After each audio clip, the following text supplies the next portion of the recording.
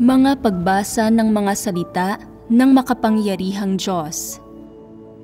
Paglalantad sa mga Antikristo.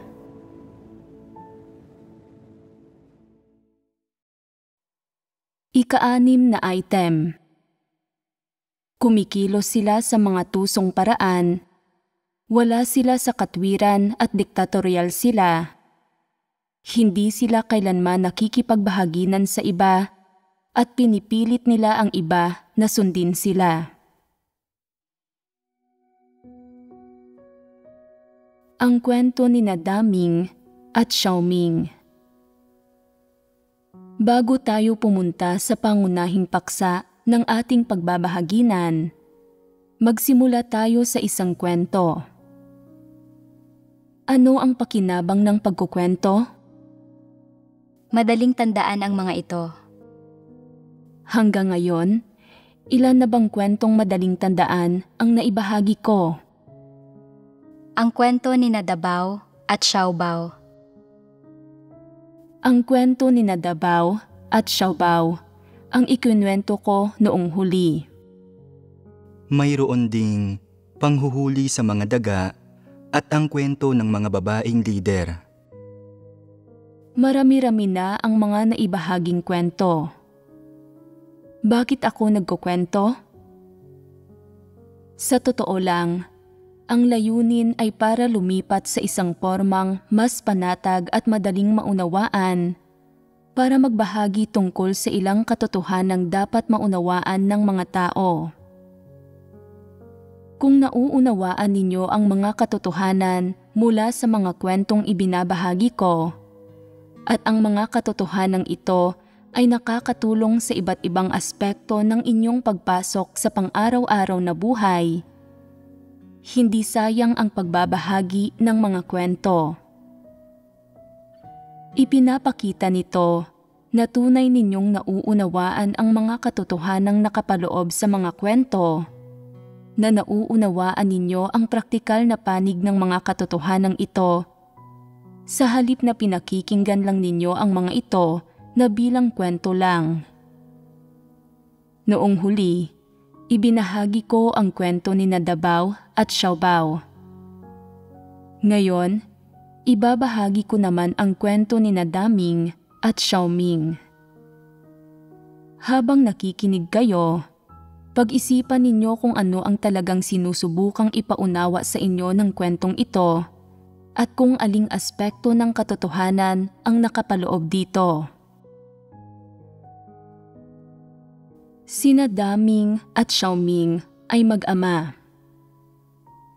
Ilang panahon na ang nakalilipas, tinanggap ni Daming at ng anak niyang si Xiaoming ang bagong gawain ng Diyos. Mabuting bagay ba ito? Ito ay isang mabuting bagay. Si Xiaoming ay bata pa at kaunti lang ang kayang basahin. Kaya araw-araw siyang binabasahan ni Daming ng mga salita ng Diyos at matiyaga nitong ipinapaliwanag ang mga salitang hindi nauunawaan ni Xiaoming. Paglipas ng panahon, nauunawaan na ni Xiaoming ang marami-raming doktrina tungkol sa kung paano dapat umasal ang isang tao. Gayon din ang ilang bokabularyo na hindi niya kailanman nakita bago manampalataya sa Diyos, gaya ng pagpapasakop, pananalig, pagkamatapat, panlilinlang at iba pa. Nang makita ni Daming ang progreso ng kanyang anak, tuwang-tuwa siya. Gayunpaman, kamakailan ay napansin ni Daming na gaano kadalas man niyang binabasahan ng mga salita ng Diyos si Xiaoming. Walang gaanong pagbuti sa ugali at pananalita nito. Naging balisa si Daming at nagkaroon siya ng pasanin. Inisip niya, paano ko ipapaunawa sa anak ko ang ilang katotohanan sa pamamagitan ng pagbabasa ng mga salita ng Diyos? Paano ko magagawa ang anak ko na magpakita ng kaunting pagbabago para sang-ayunan siya ng ibang tao Masiyahan sila sa kanya at purihin nila siya bilang mabuting bata. At pagkatapos, dahil sa pagganap ni Xiaoming, maipapahayag nila na mabuti ang pananampalataya sa Diyos at maipapalaganap sa iba ang ebanghelyo sa pamamagitan ng mga pagbabago sa anak ko. Napakagaling noon.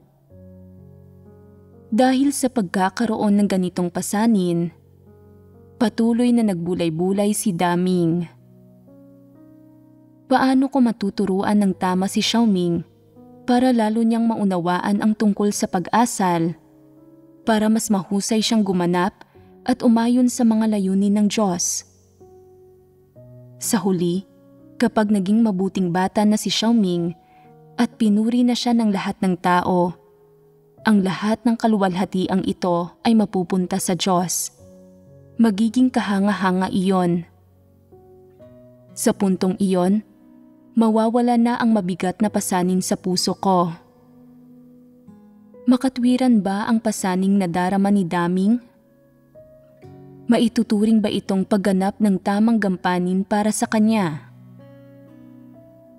Mula sa perspektibang ito, tama ang panimulang punto niya. Maituturing itong pagiging responsable at tamang gampanin. Tama ba o mali ang landas na pinili ni Daming para kay Xiaoming? Mabuti ba ito o masama? Tingnan natin sa pagpapatuloy natin. Palaging nananalangin at nagsusumamo si Daming sa Diyos tungkol dito. At sa wakas, isang araw, nagkaroon siya ng inspirasyon. Anong inspirasyon?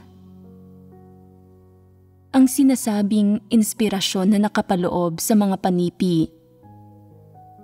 Dahil nakapaloob sa mga panipi ang inspirasyon na ito, anong uri ng landas kaya ang tinutukoy ni Daming? Naiisip ba ninyo kung ano ang susunod na mangyayari sa kwento? Hindi ito gaanong malinaw, hindi ba? Ito ay medyo hindi nalalaman.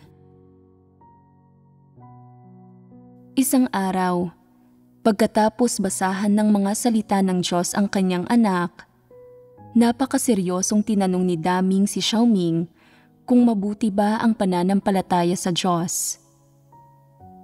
Taimtim na tumugon si Xiaoming. Mabuti ang pananampalataya sa Diyos.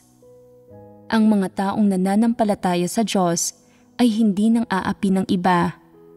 Hindi sila nakakatagpo ng sakuna. Nakakapunta sila sa langit at hindi sila ipapadala sa impyerno pagkatapos nilang mamatay. Tama ba si Xiaoming? Dahil sa mura niyang edad, mabuti na nakaya itong sabihin ni Xiaoming. Napakasimple ng kanyang pagkaunawa sa pananampalataya sa Diyos. Panimula pa lang at lubhang mababaw pa ito, pero para sa kanya, malalim na ito. Nang marinig ito, natuwa si Daming at napanatag siya at sinabi niya, "Magaling, bumuti ka na, Xiaoming. Mukhang may kaunting pundasyon ang pananampalataya mo sa Diyos." Talagang natutuwa at napanatag si tatay.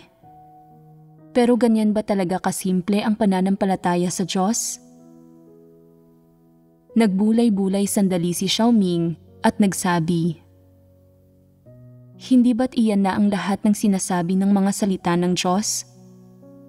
Ano pa ba ang kulang?" Mabilis na tumugon si Daming. Hindi lang ang mga ito ang hinihingi ng Diyos. Napakatagal mo nang nananampalataya sa Diyos, pero kapag bumibisita ang mga kapatid, hindi mo man lang sila binabati. Mula ngayon, kapag nakakasalamuha mo ang matatanda, tawagin mo silang lolo at lola. Kapag nakakasalamuha mo naman ang mga taong nasa hustong gulang na pero bata-bata pa, tawagin mo silang tito, tita, o kuya o ate. Sa ganitong paraan, magiging isang bata ka na mahal ng lahat ng tao. At ang mahal lang ng Diyos ay ang mga batang mahal ng lahat ng tao. Mula ngayon, makinig ka sa akin at gawin mo ang sinasabi ko. Kapag sinabi ko sa iyo na tawagin mo ang isang tao na ganito o ganyan, iyon ang itawag mo sa kanya. Isinapuso ni Xiaoming ang mga salita ng kanyang ama. Nararamdaman niyang tama ang sinasabi ng kanyang ama. Sa kanyang batang puso, naniniwala siyang mas matanda ang kanyang ama. Mas marami itong nabasang salita ng Diyos at mas marami itong alam kaysa sa kanya. Dagdag pa rito, iniisip lang ng kanyang ama ang pinakamabuti para sa kanya at tiyak na hindi siya nito ililigaw. Kaya malamang ay tama ang anumang sinasabi ng kanyang ama. Hindi nauunawaan ni Xiaoming kung ano ang katotohanan at ano ang doktrina. Pero kahit papaano ay alam niya kung ano ang mabuti at masama, ang tama at mali. Pagkatapos magsalita ng kanyang ama, nagkaroon din ng kaunting pasanin si Xiaoming tungkol sa bagay na ito. Magmula noon, tuwing lumalabas si Xiaoming kasama ang kanyang ama at may nakasalubong silang isang tao, kapag sinabi ng kanyang ama na tawagin niya itong tita, sinasabi niyang, "Kumusta po, tita?" Kapag sinabihan siyang tawagin itong tito, sinasabi niya, "Kumusta po, tito?" Pinupuri ng lahat ng tao si Xiaoming bilang isang mabuting bata na magalang at lagi rin nilang pinupuri si Daming sa tama niyang pagpapalaki. Natutuwa si Xiaoming. Iniisip niya, mabuti ang pagtuturo ni tatay. Gusto ako ng sino mang makasalamuha ko.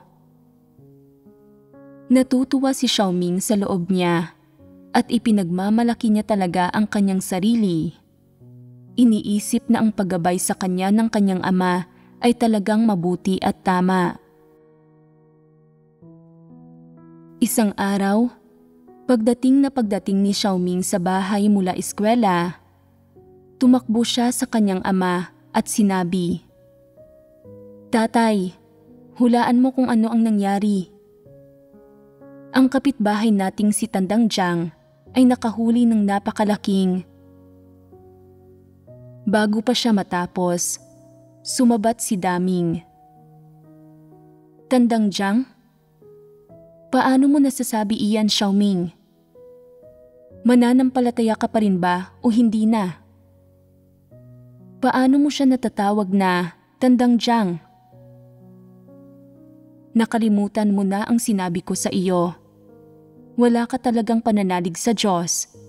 Hindi ka tunay na mananampalataya. Tingnan mo, naaalala ko ito. Pwede kitang tulungan at paalalahanan. Dapat mo siyang tawaging Lolo Jiang. Naiintindihan mo?"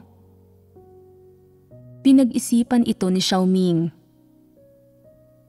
Pwede ko rin siyang tawaging Lolo Jiang. Nagpatuloy siya.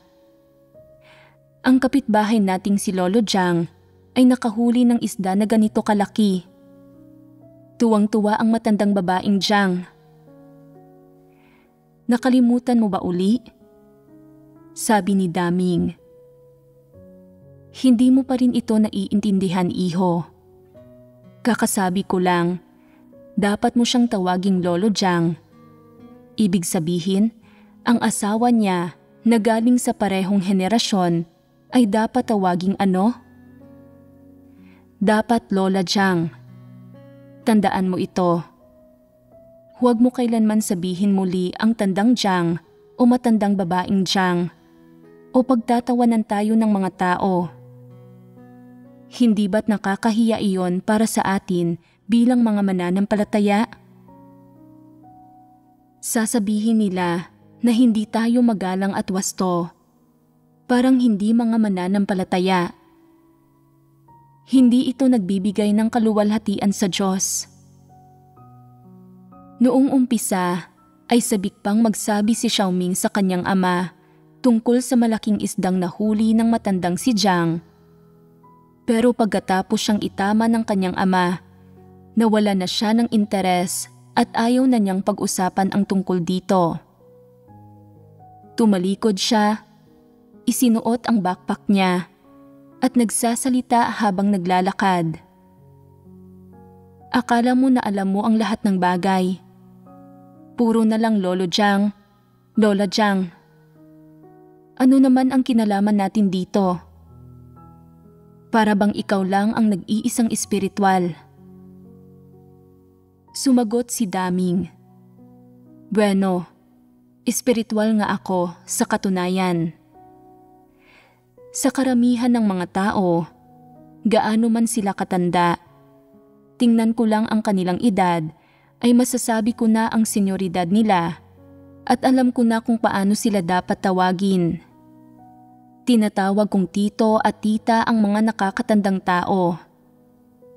Bakit hindi mo masabi ng tama kahit iyong tawag man lang? Bilang mga mananampalataya, hindi natin ito pwedeng kalimutan. Hindi tayo pwedeng magkamali sa mga terminong panghenerasyon. Pagkatapos ng pagsaway na ito, hindi mabuti ang pakiramdam ni Xiaoming sa loob. Pero sa kaloob-looban niya, iniisip pa rin niyang tama ang kanyang ama. Tama ang anumang ginagawa ng kanyang ama at kahit na hindi niya gusto, inaamin niyang mali siya. Mula noon, tuwing nakikita niya ang matandang lalaking Jiang o matandang babaeng Jiang, tinatawag niya silang Lolo Jiang at Lola Jiang. Lahat ng itinuro at itinanim sa kanya ng kanyang ama, isinapuso ni Xiaoming. Mabuting bagay ba ito o masamang bagay? Sa ngayon, mukha itong mabuting bagay, hindi ba? Isang araw, naglakad si Xiaoming at ang kanyang ama at nakita nila ang isang matandang inahing baboy na nangunguna sa isang grupo ng mga biik. Talagang malapit ang relasyon sa pagitan ng inahing baboy at ng kanyang mga biik. Naisip ni Xiaoming na mabuti ang lahat ng bagay na nilikha ng Diyos. Ito man ay isang baboy o aso, lahat ng ito ay may likas na ugali ng mga ina at dapat igalang. Sa panahong ito, hindi ito walang galang o marahas na tinawag ni Xiaoming na matandang inahing baboy. Sa takot niyang magkamali siya at magalit ang kanyang ama, tahimik niyang tinanong, "Tatay, ilang taon na ang inahing baboy na ito?" Nanganak siya ng napakaraming biik. Ano ang dapat kong itawag sa kanya? Nag-isip si Daming ng sandali. Ano ang dapat nating itawag sa kanya? Mahirap iyong sabihin. Nang makita niyang napaisip ang kanyang ama at walang maisagot, nagreklamo si Xiaoming. Hindi ba't nagbasa ka na ng napakaraming salita ng Diyos? Mas matanda ka rin sa akin. Paanong hindi mo alam ito? Dahil napukaw siya ni Xiaoming, medyo nabalisa si Daming at sinabi, "Paano kung tawagin natin siyang Lola?" Bago tawagin ni Xiaoming ang baboy, nagdalawang isip si Daming at sinabing, "Hindi natin ito pwedeng tawaging Lola. Ilalagay niyon ito sa parehong henerasyon ng iyong lola sa ina, hindi ba? Mas masahol naman ang pagtawag sa kanya na Lola Baboy. Ilalagay niyon ito sa parehong henerasyon ng aking ina. Dahil napakarami nitong ipinanganak na biik, Hindi natin pwedeng pabayaan ang pagkakakilanlan o katayuan nito at hindi tayo pwedeng magkamali sa henerasyon nito. Dapat natin itong tawaging Tita Baboy. Pagkarinig dito, magalang na yumuko si Xiaoming sa baboy at tumawag. Binabati kita, Tita Baboy. Nagulat ang inahing baboy at sa pagkagulat nito, tumakbo palayo ang baboy at ang lahat ng biik. Pagkakita nito, nagtaka si Xiaoming kung mali ba ang itinawag niya rito. Sabi ni Daming, malamang masaya ang baboy at natutuwang tumugon sa paraang ito. Sa hinaharap, kapag naharap tayo sa ganitong sitwasyon, anuman ang sabihin o gawin ng iba, dapat tayong magpatuloy na umasal ng ganito. Maging magalang ka at sundin mo ang mga pamantayan ng lipunan. Kahit ang mga baboy ay malulugod kapag nakita iyan. Mula sa usaping ito, may natutunang bago si Xiaoming. Ano ang natutunan niya?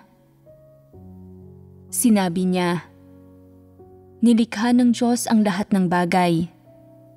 Hanggat ang lahat ng nilikha ay nirerespeto ang isa't isa, magalang, nakakaunawa ng senyoridad, at gumagalang sa matatanda at nagmamahal sa mga bata, mapayapang makakapamuhay ng sama-sama ang lahat ng nilikha. Nauunawaan na ni Xiaoming ang doktrinang ito ngayon. Pagkarinig niya rito, si Xiaoming ay pinuri ng ama niya bilang isang maliit na batang sadyang madaling turuan. Mula noon, naging mas sibilisado at magalang pa si Xiaoming. Saan man siya pumunta, may mabuti siyang asal at namumukod tangi siya. Hindi ba't mabuting bata siya? Siya ay isang mabuting bata na nakapaloob sa mga panipi. At diyan nagtatapos ang kwento. Ano ang tingin ninyo sa kwentong ito? Hindi ba't nakakaaliw? Paano nabuo ang kwentong ito? Galing ito sa pananalita, mga pagkilos, pag-uugali, pag-iisip, at pananaw ng mga tao sa totoong buhay. Pinaikli ang mga ito sa maliit na kwentong ito. Ano ang isyong tinatalakay ng kwentong ito? Anong mga problema ang nakikita ninyo kay Daming sa kwento? Paano naman si Xiaoming? Ano ang diwa ng mga problema ni Daming? Una sa lahat, pag-isipan ninyo. May anumang parte ba sa ibinuod at isinagawa ni Daming na naaayon sa katotohanan? Wala. Kung gayon, ano ang isinasagawa niya? Mga kuro-kuro at imahinasyon. Saan nanggaling ang mga kuro-kuro at imahinasyong ito? Ang ugat ay tradisyonal na kultura. Ang mga kuro-kuro at imahinasyon niya ay mga produkto ng pagpapasama, pagkokondisyon, at pagtuturo ng tradisyonal na kultura. Kinuha niya kung ano ang pinaniniwalaan niyang pinakamagaling, pinakapositibo, at pinakatipikal na mga elemento ng tradisyonal na kultura. Binago ang tawag sa mga ito at ginawa ang mga ito na katotohanan na dapat isagawa ng kanyang anak. Maituturing ba ang kwentong ito na napakalinaw at madaling maunawaan? Ibahagi ninyo ang naunawaan ninyo at ang naarok ninyo sa pakikinig sa kwentong ito. Pagkatapos makinig, naramdaman ko na ang problema ni Daming ay na kahit na nananampalataya siya sa Diyos, hindi siya kailanman nagsikap sa mga salita ng Diyos. nanampalataya siya sa Diyos batay sa mga tradisyonal na kuro-kuro ng mga tao, iniisip na kung kakapitan niya ang mabababaw na pamantayang iyon, malulugod ang Diyos. Hindi niya hinanap o pinagnilayan mula sa mga salita ng Diyos kung ano ba talaga ang hinihingi ng Diyos sa mga tao at kung paano ba dapat isabuhay ang normal na pagkatao. Ano ang ipinapamuhay ni Daming? Mga kuro-kuro at imahinasyon. Isang walang lamang parirala ang pamumuhay ayon sa mga kuro-kuro at imahinasyon. Sa katunayan, namumuhay siya ayon sa tradisyonal na kultura at itinuring niyang katotohanan ang tradisyonal na kultura. Namumuhay siya ayon sa tradisyonal na kultura. Anong mga detalye ang nakapaloob dito? Bakit niya gustong tawagin ni Xiaoming ang mga tao gamit ang mga partikular na katawagan? Sa panlabas, sinabi niyang ito ay para magbigay ng kaluwalhatian sa Diyos sa pamamagitan ng mabubuting gawang ito. Pero ang totoo, gusto niyang matugunan ang sarili niyang banidad, ang mapuri siya sa pagkakaroon ng abilidad na turuan ng mabuti ang kanyang anak. Oo, iyan ang intensyon niya. Ang pagtuturo niya ay hindi para ipaunawa sa anak niya ang mga salita ng Diyos at ang katotohanan. Ito ay para ipagawa sa anak niya ang mga bagay na magdadagdag ng luwalhati sa kanya, para tugunan ang personal niyang banidad. Ito rin ay isang problema. May problema ba sa palaging pagtuon sa pagpapalamuti at pag-aayos ng sarili sa pamamagitan ng pag-uugali? Nagpapahiwatig ito ng problema sa landas kung saan siya naroon, at ito ang pinakaseryosong problema. Ano ang layon ng palaging pagtuon sa pagpresenta ng ugali ng isang tao? Ito ay ang makamit ang paghanga ng mga tao, ang magawa ang mga tao na bulahin at purihin siya. Ano ang kalikasan nito? Iyon ay pagpapaimbabaw. Iyon ay ang pamamaraan ng mga Pariseyo.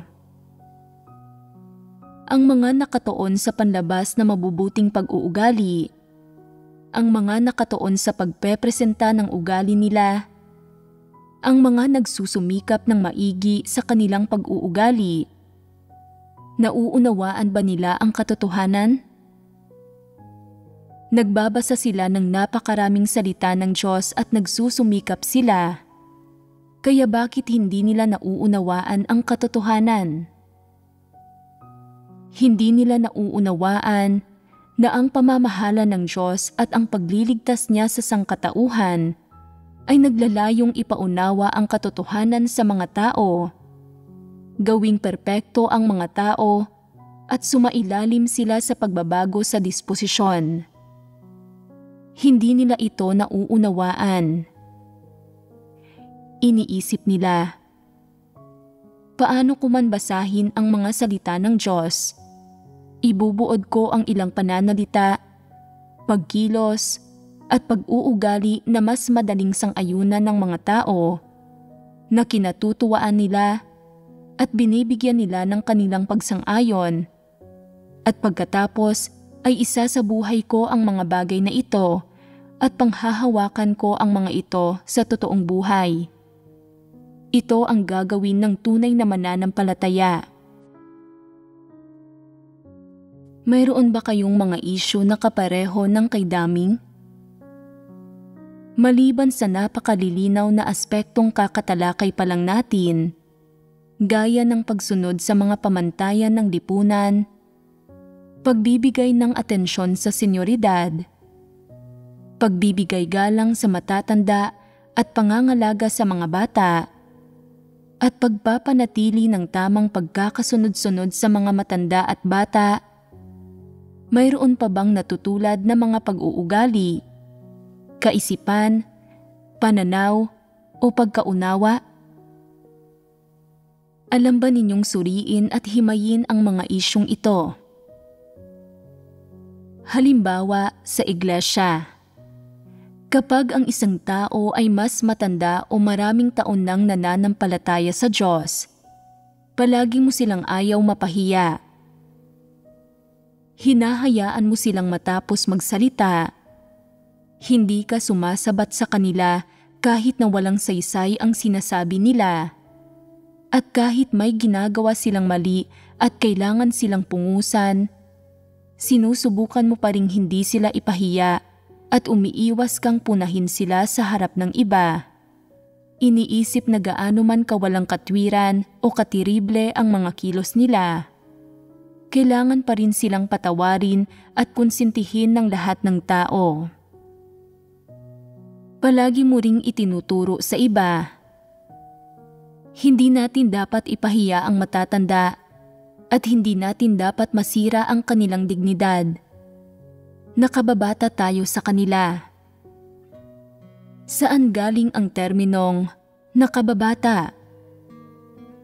Galing ito sa kaisipan ng tradisyonal na kultura. Dagdag pa rito, isang partikular na kalagayan ang nabuo sa iglesia na kapag ang mga tao ay may mga nakakasalamuhang nakakatandang kapatid, malugod nilang tinatawag ang mga ito na kuya, ate, tita, o diko, na tila ba ang lahat ay parte ng isang malaking pamilya. Ang mga nakakatandang taong ito ay binibigyan ng karagdagang respeto na hindi napapansing nag-iiwan ng mabuting impresyon sa isipan ng ibang tao tungkol sa mga nakababata.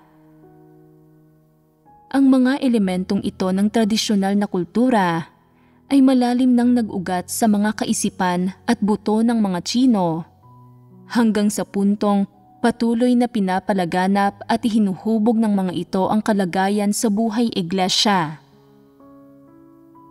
Dahil ang mga tao ay palaging nililimitahan at kinukontrol ng mga konseptong ito, hindi lang nila personal na sinusuportahan ang mga ito, nagtatrabaho ng maigi para kumilos at magsagawa sa direksyong ito. Sinasang-ayunan pa nila na gawin ito ng iba. Tinuturuan ang mga ito na sumunod. Ang tradisyonal na kultura ay hindi ang katotohanan. Ito ay tiyak. Pero sapat na ba na malaman lang ng mga tao na hindi ito ang katotohanan? Ang hindi nito pagiging katotohanan ay isang aspekto. Bakit natin ito dapat himayin? Ano ang ugat nito? Saan naroroon ang diwa ng problema? Paano mabibitawan ng isang tao ang mga bagay na ito? Ang paghimay sa tradisyonal na kultura ay para bigyan ka ng bagong-bagong pagkaunawa sa mga teorya, kaisipan, at pananaw ng aspektong ito sa kaibuturan ng puso mo. Paano makakamit ang bagong-bagong pagkaunawang ito? Una, dapat mong malaman na nagmula kay Satanas ang tradisyonal na kultura.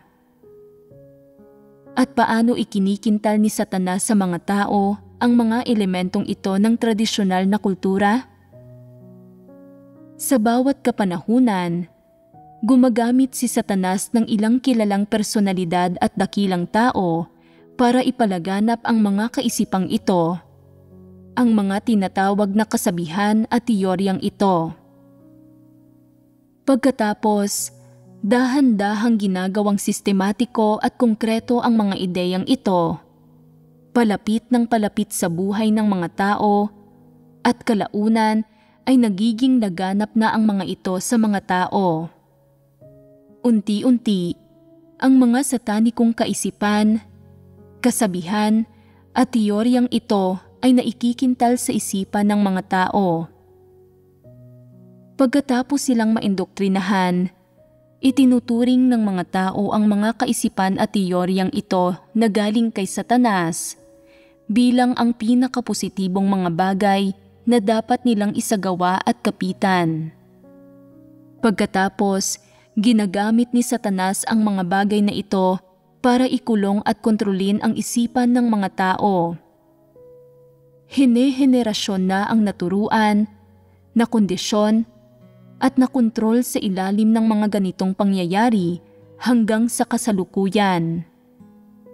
Lahat ng henerasyong ito ay naniwalang tama at mabuti ang tradisyonal na kultura.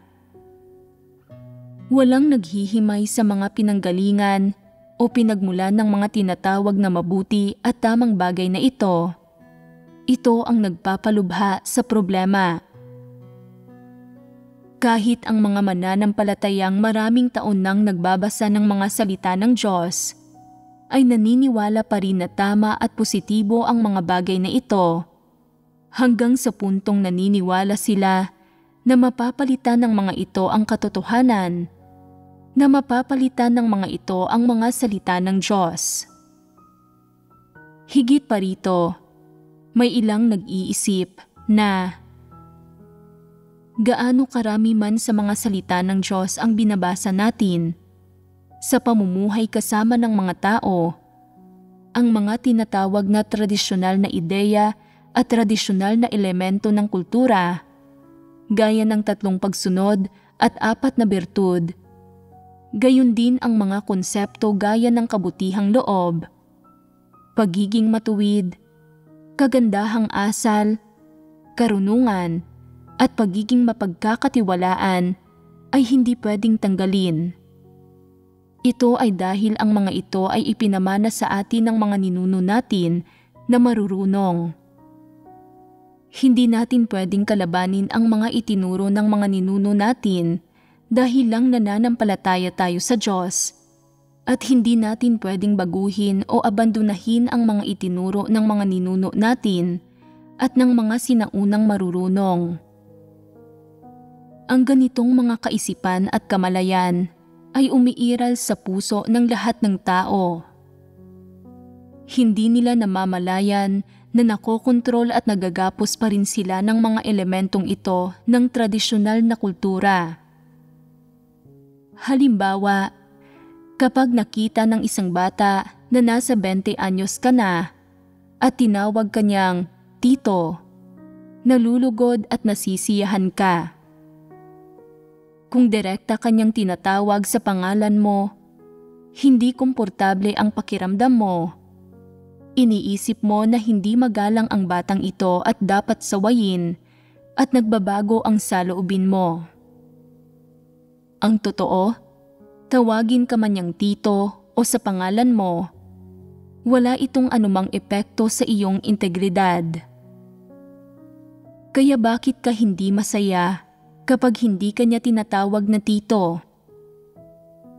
Ito ay dahil pinamumunuan at iniimpluwensyahan ka ng tradisyonal na kultura.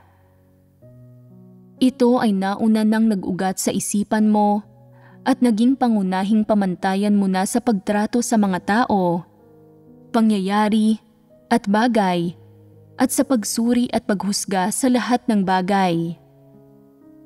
Kapag mali ang iyong pamantayan, pwede bang maging tama ang kalikasan ng iyong mga kilos? Tiyak na hindi pwede. Kung gagamiting sukatan ang katotohanan, paano mo haharapin ang bagay na ito? May pakialam ka ba sa itatawag ng iba sa iyo? Iyan ay maliban na lang kung pinintasan o pinahiya ka nila. Sa ganoong kaso, tiyak na hindi komportable ang mararamdaman mo.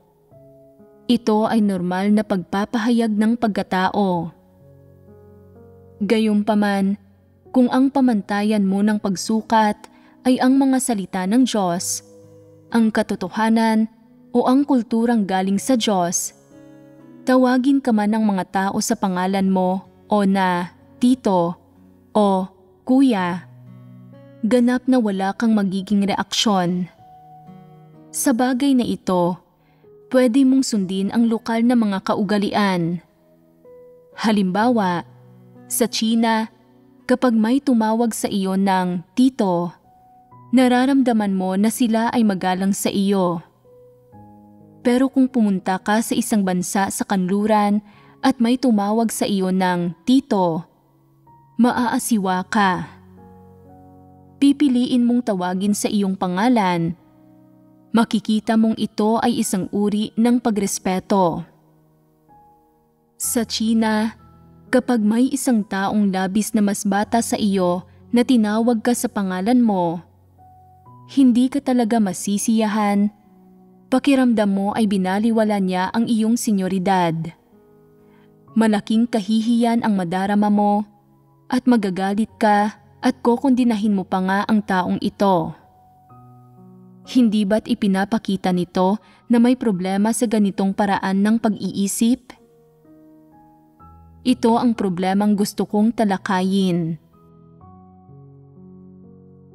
Ang bawat bansa at bawat etnisidad ay may sariling tradisyonal na kultura. Pupunahin ba natin ang lahat ng tradisyonal na kultura? May isang kulturang hindi dapat punahin. Masasabi ba ninyo kung ano ang kulturang ito? Bibigyan ko kayo ng halimbawa. Nilikha ng Diyos si Adan. Sino ang nagpangalan kay Adan? Ang Diyos. Kaya, nilikha ng Diyos ang sangkatauhan at kapag nakikisalamuha sa kanila, paano niya tinatawag ang mga tao? Tinatawag niya sila sa mga pangalan nila. Tama. Sila ay tinatawag niya sa mga pangalan nila. Binibigyan ka ng Diyos ng isang pangalan at ang pangalang ito ay may kahulugan sa mga mata ng Diyos. Nagsisilbi itong titulo, isang katawagan.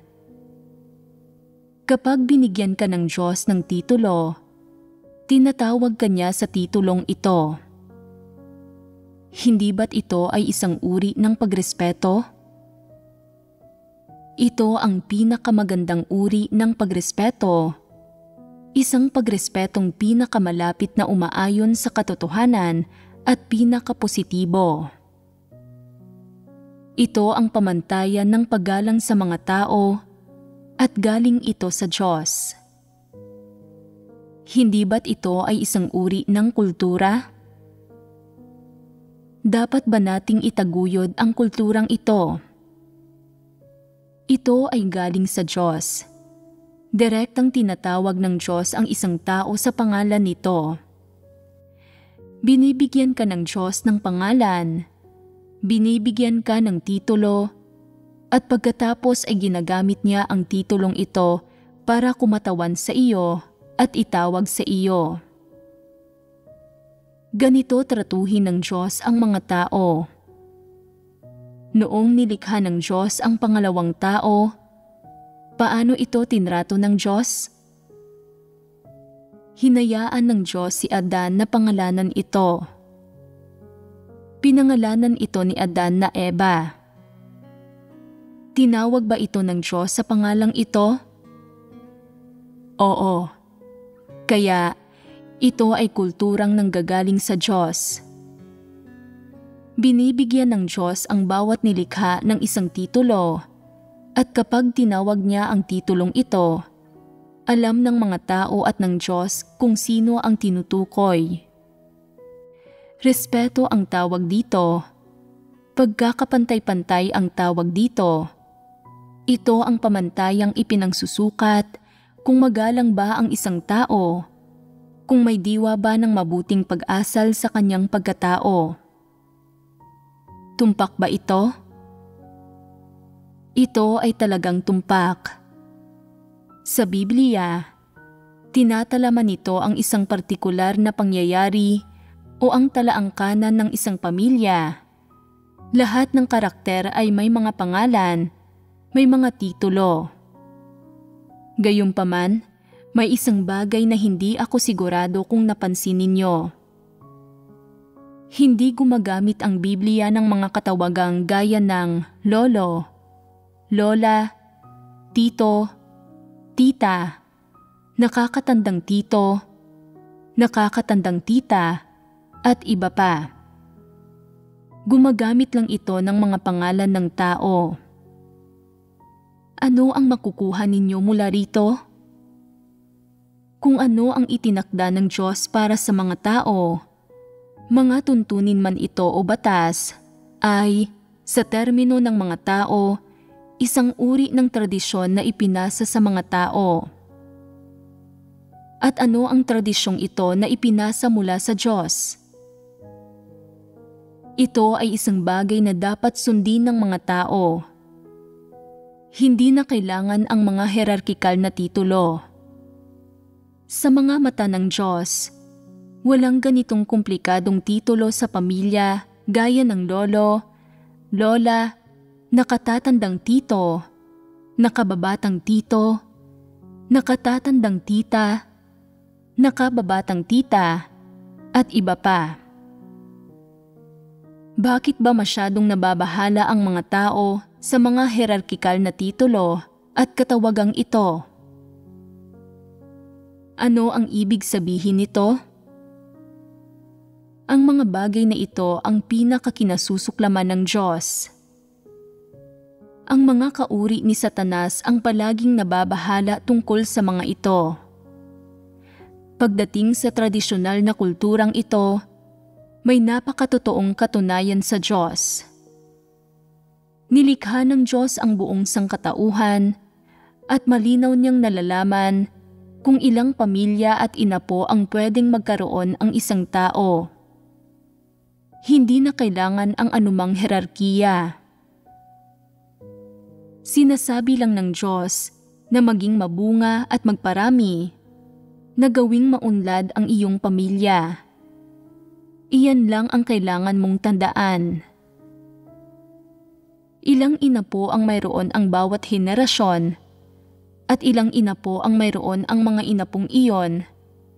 Iyon na iyon, hindi na kailangan ang hierarkiya.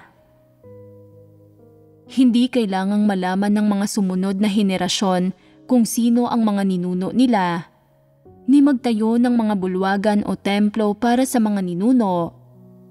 Lalong hindi nila kailangang mag-alay ng mga handog o sumamba sa mga ito. Nakatala sa Biblia na ang lahat ng nananampalataya sa Diyos at sumusunod sa Kanya, ang mga nananampalataya kay Jehovah, ay nag-aalay ng mga handog sa harap ng altar. Ang lahat ng tao sa isang pamilya ay lumalapit sa Diyos at nag-aalay ng mga handog. Ito ay iba sa mga Tsino, kung saan ang bawat pamilya ay may bulwagan ng mga ninuno na puno ng mga plake ng pag-alala sa mga lolo sa talampakan, mga lolo sa tuhod, mga lola sa tuhod. Sa lugar kung saan unang sinimulan ng Diyos ang kanyang gawain, hindi umiiral ang mga bagay na ito. Gayunpaman, ang ibang mga lugar na malayo sa lugar ng gawain ng Diyos ay kontrolado ni Satanas at ng masasamang espiritu. Sa mga Budistang bansang ito, lumalago ang mga satanikong gawain ito. Doon, kailangan ng mga tao na sumamba sa mga ninuno nila at kailangang iulat sa pamilya ang lahat ng bagay. Kailangang iparating sa mga ninuno ng pamilya ang lahat ng bagay. Kahit pa wala na ang mga abo ng mga ninuno, ang mga sumunod na henerasyon ay dapat pa ring mag-alay ng insenso at yumuko. Sa modernong panahon, ang ilang taong nalantad sa mas kanluranin at mas bagong mga ideya at nakawala na sa mga tradisyonal na pagkakatali sa pamilya ay ayaw nang manatili sa mga ganitong pamilya. Pakiramdam nila ay mahigpit at istrikto silang kinokontrol ng mga ganitong pamilya na nakikialam sa halos lahat ng bagay ang mga nakakatanda sa pamilya, lalo na pagdating sa pag-aasawa. Sa China, hindi nakakaiba ang mga ganitong bagay.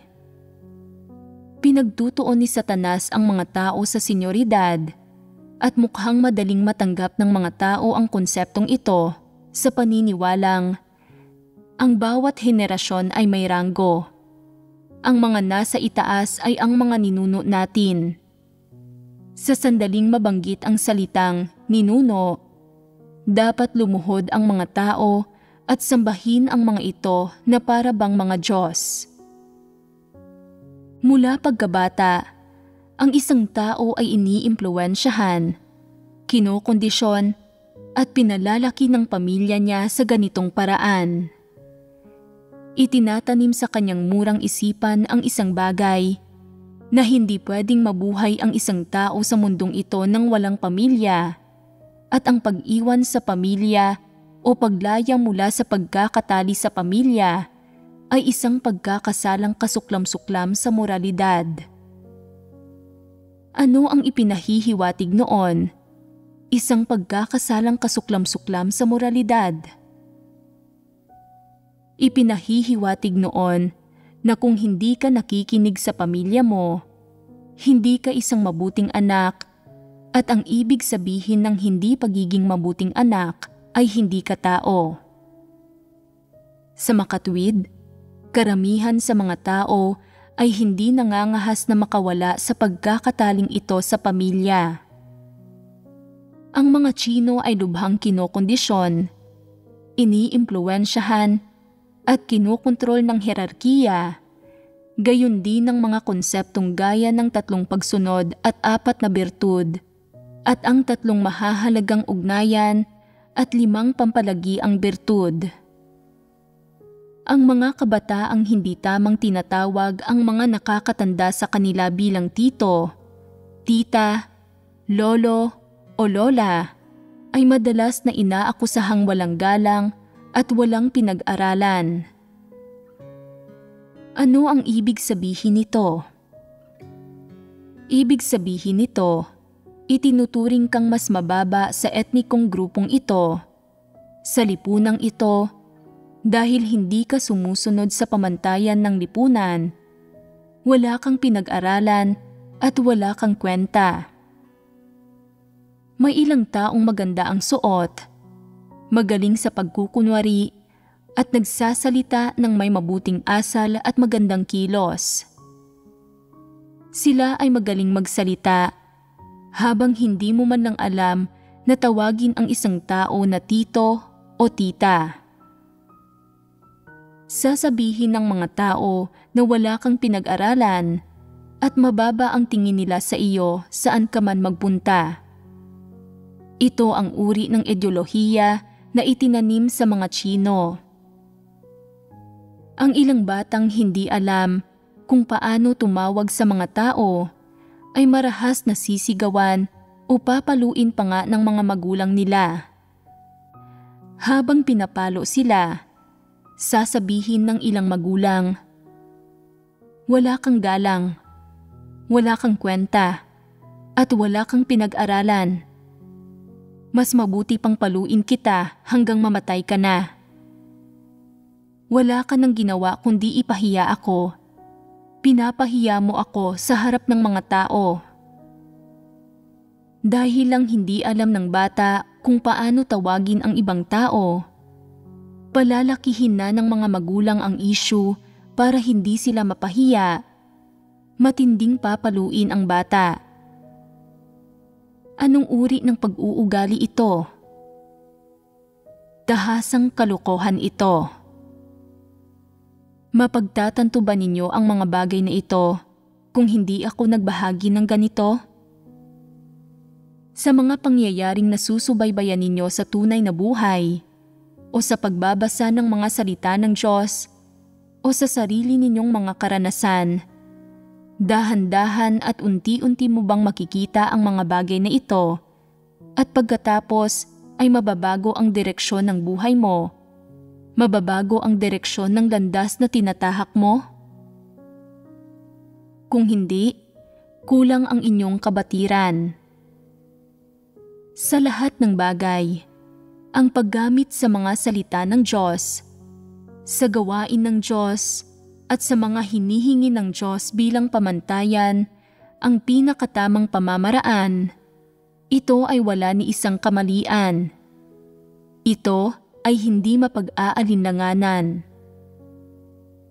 ang anumang bagay na galing kay Satanas, gaano man ito umaayon sa mga kuro-kuro at panlasa ng tao, gaano man kadesente itong tingnan, ay hindi ang katotohanan kundi isang huwad. Ang layunin ng pagsasalaysay ng kwentong ito ay para tulungan kayong makaintindi, para ipaunawa sa inyo kung ano ba ang katotohanan, kung ano ba ang makakamit ng mga tao sa pananampalataya sa Diyos, kung ano ba ang ibig sabihin ng maipabago ng Diyos sa mga tao ang kanilang mga disposisyon at maipakamit sa kanila ang katotohanan, at kung may anumang kaugnayan ba ang katotohanang sinabi ng Diyos at ang mga hinihingi niya sa kung ano ang pwedeng maisip ng isang tao o sa mga kaisipan, perspektiba at iba't ibang pagkaunawa na produkto ng edukasyon at pagkokondisyon mula sa pambansa at panlipunang kapaligiran ng isang tao. Dapat din ninyo mismong himayin ang lahat ng bagay na ito. Ngayon, isang aspekto lang ang nasaklaw ng halimbawa natin. Sa katunayan, sa puso ng bawat tao, hindi nawawala ng mga bagay mula sa tradisyonal na kultura. May ilang nagsasabi, dahil dapat naman nating iwaksi ang hierarkiya, ibig bang sabihin niyan ay pwede kong tawagin ang mga magulang ko sa pangalan nila? Ayos lang ba ito? Kung tatawagin mo ang mga magulang mo na ina at ama, ibig bang sabihin niyan na sinusunod mo pa rin ang hierarkiya at bumalik ka na sa tradisyonal na kultura? Hindi. Dapat pa ring tawagin ang mga magulang kung ano ang nararapat. Ang pagtawag sa kanila ng nanay at tatay ay kung paano sila pinapatawag ng Diyos sa mga tao. Ganito sila dapat tawagin, kagaya lang ng kung paano ka tinatawag ng mga magulang mo na anak, iho o iha. Kaya ano ba ang dapat ninyong pangunahing maunawaan sa aking pagkukwento nito? Anong isyu ang pangunahin nitong tinatalakay? Dapat magbago ang pamantayan natin ng paghuhusga sa mga bagay-bagay. Dapat lahat ng bagay ay husgahan ayon sa mga salita at hinihingi ng Diyos. Tama iyan. Huwag kayong pikit-matang gumawa ng mga bagay-bagay ng kayo lang. Palaging gusto ng mga tao na gumawa ng sarili nilang katotohanan. Tuwing gusto nilang gumawa ng isang bagay, nakakaisip sila ng mga argumento at teorya, at pagkatapos ng mga pamamaraan at ipinapatupad nila ito, tama man ito o mali. Ilang taon nila itong isinasagawa, mahigpit itong sinusunod, magkaroon man ito o hindi ng resulta. Pero nadarama pa rin nila na sila ay mabuti ang kalooban, matuwid at mabait. Iniisip nila na ang mga bagay na isinasabuhay nila ay mabuti, at ito ay nagdadala sa kanila ng papuri at paghanga, at mas tumitindi ang pag-iisip nila na magaling sila. Hindi kailanman pinagbubulayan, sinusubukang arukin, o hinahanap ng mga tao kung ano ba ang mga hinihingi ng Diyos para sa bawat bagay, kung ano ba ang mga prinsipyo ng pagkilos para sa paggawa ng bawat bagay, at kung nagpakita ba sila ng katapatan sa atas ng Diyos habang gumaganap sila ng kanilang tungkulin. Hindi nila pinagbubulayan ang mga bagay na ito. Pinagbubulayan lang nila ang mga baluktot at buktot na bagay. Hindi ba't ito ay pakikibahagi sa kabuktutan? Sino man ang mahinahon sa panlabas, maayos ang pag-uugali, edukado at sumusunod sa mga pamantayan ng lipunan, panay ang salita tungkol sa kabutihang loob, pagiging matuwid, kagandahang asal, karunungan, at pagiging mapagkakatiwalaan, at nagsasalita ng napaka-elegante, at nagsasabi ng mga bagay na magandang pakinggan. Pagmasdan ninyo kung isinasagawa ng ganitong tao ang katotohanan. Kung hindi niya kailanman isinasagawa ang katotohanan, siya ay walang iba kundi isang mapagpaimbabaw na nagkukunwaring mabuti. Siya ay tulad lang ni daming at wala ni katiting na pagkakaiba. Anong uri ng mga tao ang nakatuon lang sa pagkakaroon ng mabuting pag-uugali at ginagamit ito para linlangin ang iba na purihin at hangaan sila? May espiritual na pangunawa ba ang mga taong ito? Kaya ba ng mga taong walang espiritual na pangunawa na isagawa ang katotohanan? Hindi. Bakit hindi nila kaya? Hindi nila nauunawaan kung ano ang katotohanan, kaya itinuturing na lang nilang katotohanan ang ilang tila ba mabubuting pag-uugali at ang mga bagay na itinuturing ng mga tao na mabuti at isinasagawa nila ang mga iyon. Hindi iyan ang pangunahing punto. Gaano man nila hindi nauunawaan ang katotohanan, hindi ba't alam pa rin nila ang ilang hayagang prinsipyo ng paggawa ng mga bagay-bagay? Kapag sinabi mo sa kanila kung paano dapat gawin ang tungkulin nila, hindi ba nila nauunawaan? May isang katangian ang mga ganitong tao. Wala silang intensyon na isagawa ang katotohanan. Ano man ang sabihin mo, hindi sila makikinig sa iyo. Gagawin at sasabihin lang nila kung ano ang gusto nila. Kamakailan, palagi nating pinag-uusapan ang iba't ibang pagpapamalas ng mga antikristo. Tingnan mo ang mga taong nakapaligid sa iyo. Tingnan mo kung sino ang medyo nagbago at kung kaninong ugali at mga prinsipyo sa paggawa ng mga bagay-bagay ang hindi man lang nagbago. Kung kaninong puso ang hindi natitinag, gaano ka man makipagbahaginan sa kanila, at kung sino ang hindi pa rin nagbabago o ayaw magbago, at nagpapatuloy gawin ang mga bagay-bagay sa paraang gusto nila, kahit pa kaya nilang iugnay sa sarili nila ang nilalaman ng pagbabahagi mo. May mga nakasalamuhan na ba kayong ganitong tao? Mayroon na, hindi ba? Bakit tinatanggal ang ilang lider at manggagawa sa mga tungkulin nila? Ito ay dahil hindi nila isinasagawa ang katotohanan at hindi sila gumagawa ng tunay na gawain. Nauunawaan nila ang lahat ng uri ng doktrina at nagpapatuloy sila sa mga sarili nilang pamamaraan. Gaano ka man makipagbahaginan ng mga katotohanang prinsipyo, mayroon pa rin silang sarili nilang mga panuntunan. Kumakapit sila sa mga sarili nilang pananaw at hindi nakikinig kanino man. Ginagawa lang nila kung ano ang gusto nila. Kapag nagsabi ka ng isang bagay, iba ang gagawin nila. Dapat tanggalin ang mga ganitong lider at manggagawa. Tama? Talagang dapat.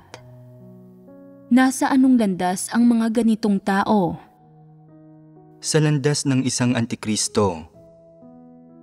Sa pagtahak nila sa landas ng isang antikristo, kung bibigyan ng sapat na panahon, sila mismo ay magiging antikristo. Ang isyu na lang ay kung gaano katagal bago iyon mangyayari. Kung gaano mo man ibinabahagi sa kanila ang katotohanan, hindi pa rin nila ito tinatanggap at hindi man lang sila nagbabago. Talagang problema ito at sila ay naging antikristo na. Ano ang pinakamalaking inspirasyon na nakamit ninyo mula sa kwentong ibinahagi ngayon? Iyon ay dapat na madali para sa mga tao na malihis. Bakit madali para sa mga taong malihis? Una, may mga tiwaling disposisyon ang mga tao. Pangalawa, anuman ang edad nila, hindi na blanko ang mga tao sa mga kaisipan nila at sa kaibuturan ng mga puso nila. Kaya anong payo ang ibinibigay sa inyo ng kwentong ito? Madaling malihis ang mga tao. Iyan ang una. Pangalawa, may tendensiya ang mga taong kumapit sa pinaniniwalaan nilang mabuti at tama na tila ba ito ang katotohanan. Itinuturing nila ang kaalamang biblikal at mga doktrinang espiritual bilang mga salita ng Diyos na dapat isagawa. Pagkatapos maunawaan ang dalawang isyung ito, ano ang bagong pagkaunawa, mga ideya, o mga plano na dapat taglay ninyo para sa landas na dapat ninyong tahakin sa hinaharap at para sa bawat gampaning kailangan ninyong gampanan sa hinaharap? Kapag gumagawa ng mga bagay-bagay sa hinaharap, hindi tayo dapat kumilos ayon sa pinaniniwalaan nating tama. Una, dapat isaalang-alang natin kung umaayon ba ang mga kaisipan natin sa pagnanais ng Diyos at kung tumutugma ba ang mga ito sa mga hinihingi ng Diyos. Dapat tayong humanap ng mga prinsipyo ng pagsasagawa sa mga salita ng Diyos at saka magpatuloy. Sa ganitong paraan lamang natin masisiguro na isinasagawa natin ang katotohanan at tama ang landas na tinatahak natin sa ating pananampalataya sa Diyos. Dapat kayong magsikap pagdating sa mga salita ng Diyos. Tigilan ninyo ang sarili ninyong pagpapalagay. Wala kang espiritual na pangunawa, mababa ang kakayahan mo, at gaano man katayog ang mga ideyang naiisip mo, hindi katotohanan ang mga iyon. Kahit pa may kumpiyansa ka na walang kapintasan at tama ang ginawa mo, dapat mo pa ring ipaalam ito sa mga kapatid para mapagbahaginan at makumpirma o para maikumpara sa mga nauugnay na salita ng Diyos. Makakamit mo ba ang 100% kawalang kapintasan sa paraang ito? Hindi palagi. Pwede ka pa ring malihis sa pagsasagawa mo, maliban na lang kung naarok mo ng buong buo ang mga katotohanang prinsipyo at ang pinagmumula ng sinabi ng Diyos. Isang aspekto iyon. Ano ang pangalawa? Kung lumilihis ang mga tao sa mga salita ng Diyos, gaano man ka makatwiran o kakaaya-aya tingnan ang mga kilos nila, hindi mapapalitan ng mga ito ang katotohanan. Ang anumang hindi makakapalit sa katotohanan ay hindi ang katotohanan, ni positibong bagay. Kung hindi ito positibong bagay, ano ito? Tiyak na ito ay hindi isang bagay na nakakalugod sa Diyos, ni umaayon sa katotohanan. Ito ay isang bagay na kinokondena ng Diyos. Ano ang mga kahihinatnan kapag gumawa ka ng isang bagay na kinokondena ng Diyos? Magagawa mong kasuklaman ka ng Diyos. Ang lahat ng bagay na hindi nanggagaling sa Diyos ay negatibong bagay. Galing ang mga ito kay Satanas. Pwedeng hindi ito maunawaan ng ilang tao. Hayaan mong unti-unti itong dumating habang nagkakamit ka ng karanasan. Ngayon, taimtim nating pinupuna ang isang bagay. Ano ang pinupuna natin? Ang usapin ng pagtawag sa isang matandang inahing baboy na Tita Baboy. Tama? Kahiya-hiya bang tawagin ang baboy na Tita Baboy? Nakakahiyang bagay ito. Palaging gusto ng mga tao na magkaroon ng marangal na titulo. Saan nanggagaling ang karangalang ito? Ano ang tinutukoy ng karangalan? Tungkol ba ito sa senyoridad? Ang palaging kagustuhang ituring na nakatatanda, ang palaging pagtuon sa senyoridad, mabuti ba ito? Bakit hindi mabuti ang pagtuon sa senyoridad? Dapat mong suriin kung ano ang kabuluhan ng pagtuon sa senyoridad. Napakasimple lang na sabihin ito ng ganito. Hindi hinahayaan ng Diyos ang mga tao na tumuon sa senyoridad, kaya bakit walang saysay mong tinatalakay ito? Walang saysay ang sinasabi mo habang nagkukunwari kang sibilisado. Hindi mo kailanman isinasaalang-alang ang mga interes ng sambahayan ng Diyos habang gumagawa ka ng tungkulin. Palagi mong ipinagkakanulo ang mga iyon alang-alang sa sarili mo. Kapag ang isang bagay ay may kinalaman sa sarili mong mga interes, hindi ka mag-aatubiling ipagkanulo ang mga interes ng sambahayan ng Diyos. Sino ang sinusubukan mong lokohin sa pagkilos mo gaya ng isang mabuting tao? Karapat-dapat ka bang ituring na mabuti? Katanggap-tanggap bang sabihin ito gaya nito? Ano ang dapat sabihin para gawin itong mas marahas? Ano ba ang pinagsasabi mo? Ikaw ay isa lang estupidong baboy, isang hangal na walang anumang pagkaunawa sa katotohanan. Ano ba ang ipinagpapanggap mo? Pinag-aral ka, pinalaki ng tama, at nananampalataya ka sa Diyos. Napakarami mo nang nabasang mga salita ng Diyos, pero iniisip mo pa ring napakahusay mong manampalataya sa Diyos. Pero sa huli, hindi mo man lang alam kung ano ang ibig sabihin ng pagsasagawa sa katotohanan. Hindi ba't isa ka lang estupidong baboy, isang ganap na hangal? Diyan nagtatapos ang kwentong ito.